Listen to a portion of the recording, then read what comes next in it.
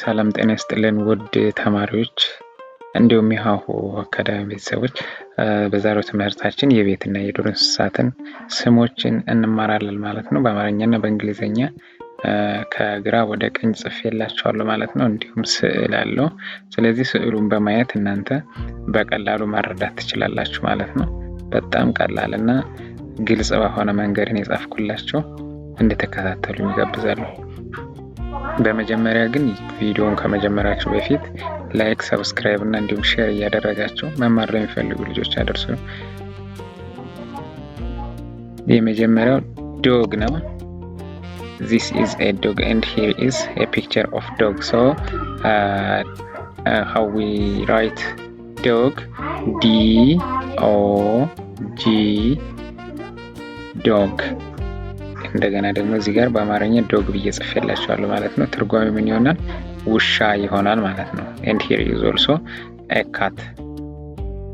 C-A-T ካት ይሆናል ማለት ነው ሲነበብ C-A-T ካት። በአማርኛም ካት ብዬ ጽፌላችኋለሁ።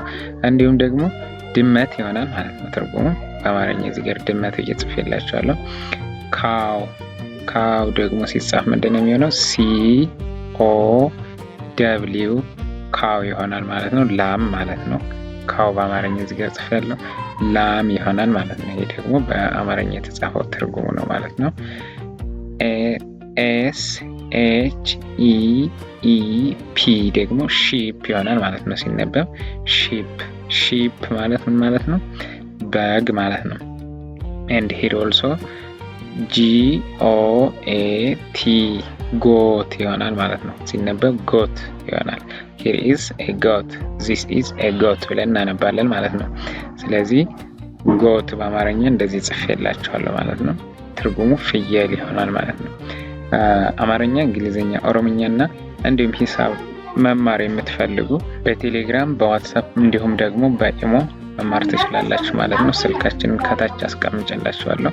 ስልኬን በመያዝ ሴቭ አድርጋችሁ ማናገር እኔን ትችላላችሁ ማለት ነው። Here is a picture of horse and also how we write horse. H-O-R-S-E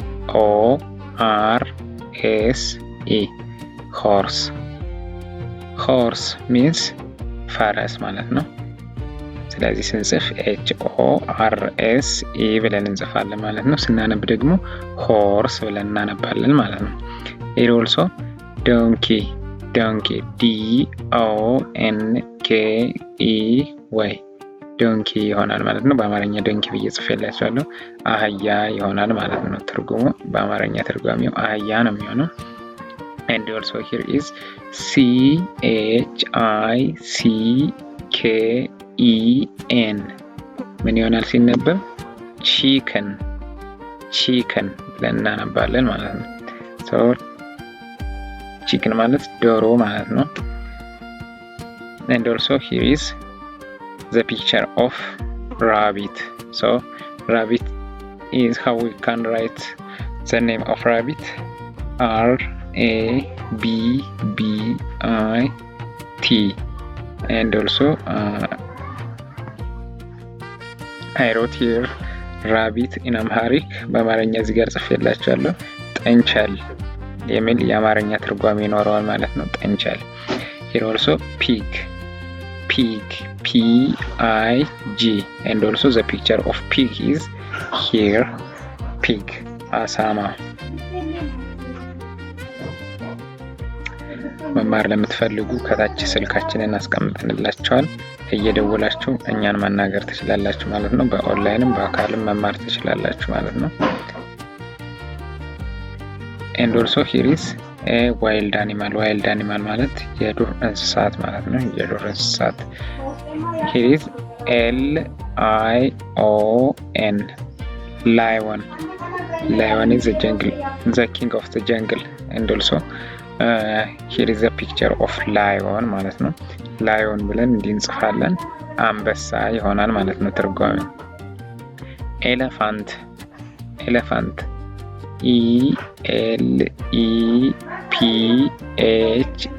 E-L-E-P-H-A-N-T and also here is a picture of elephant. so elephant ብለን ስንጽፍ እንደዚህ እንጽፋለን ማለት ነው። elephant ዝሆን ይሆናል ማለት ነው። የአማርኛ ትርጓሜው TIGER ደግሞ ታይገር። Here is a picture of tiger and also here is the name of tiger, right? Here is a picture of tiger.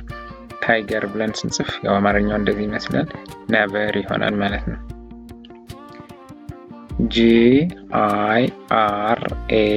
GIRAFFA ጂራፍ ይሆናል ማለት ነው። ይህ ሲነበብ ጂራፍ። Here is a picture of giraffe and also here is the name of giraffe. ጂራፍ ብለን ስንጽፍ እንደዚህ እንጽፋለን። ስለዚህ የአማርኛ ትርጓሜው ደግሞ ቀጭኔ ይሆናል ማለት ነው። ይችን ቅ ነው የተባለችው፣ ቃ ነው መሆን ያለበት የመጀመሪያዋ ቃ ማለት ነው። ስለዚህ ቀጭኔ ጂራፍ ትባላለች ማለት ነው። here also ZEBRA ዜብራ ይሆናል ማለት ነው። here is a picture of zebra and also the name of zebra is here. ዜብራ እንደዚህ ይጻፋል፣ የሜዳ አህያ ይሆናል ማለት ነው። ትርጓሜው የሜዳ አህያ ነው። and also monkey MONKEY monkey ይሆናል ማለት ነው። ማንኪ ሲጻፍ ይሄን ይመስላል ማለት ነው። በአማርኛ እንደዚህ ተጽፏል። ዝንጀሮ ይሆናል ማለት ነው። ትርጉሙ የአማርኛ ትርጓሜው ዝንጀሮ ይሆናል ማለት ነው። FOX ደግሞ ፎክስ ይሆናል ማለት ነው። here is a picture of fox and also here is the name of fox. ፎክስ በአማርኛ እንደዚህ ተጽፏል። ቀበሮ ደግሞ ትርጓሜው የአማርኛ ትርጓሜ ይሆናል ማለት ነው። DEER here is the picture of deer. So we can say deer. This is deer. What is this ተብለን ስንጠይቅ this is deer ብለን መናገር እንችላለን ማለት ነው። deer ሲጻፍ እንደዚህ ነው። አጋዘን ይሆናል ማለት ነው። አጋዘን ይሆናል። እዚህ ጋር WOLF ይሄ ደግሞ ወልፍ ይሆናል ማለት ነው። ወልፍ ሁላችንም እንደምናውቀው ወልፍ ተኩላ ነው ማለት ነው። ወልፍ ተኩላ ነው።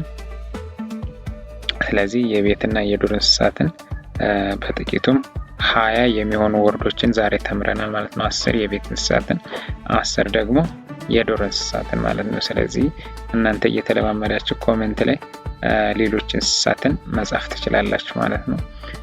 መማር ለምትፈልጉ ስልኬን አስቀምጥላችኋለሁ። በቴሌግራም፣ በዋትስአፕ እንዲሁም ደግሞ በኢሞ እኛን ማናገር ትችላላችሁ ማለት ነው። እንግሊዘኛ፣ አማርኛ፣ ኦሮምኛ እና ትግርኛ እንዲሁም ሂሳብ በደንብ አድርገን ከጀማሪ እስከ አድቫንስድ እስከ ሚሆኑ ድረስ እናስተምራለን።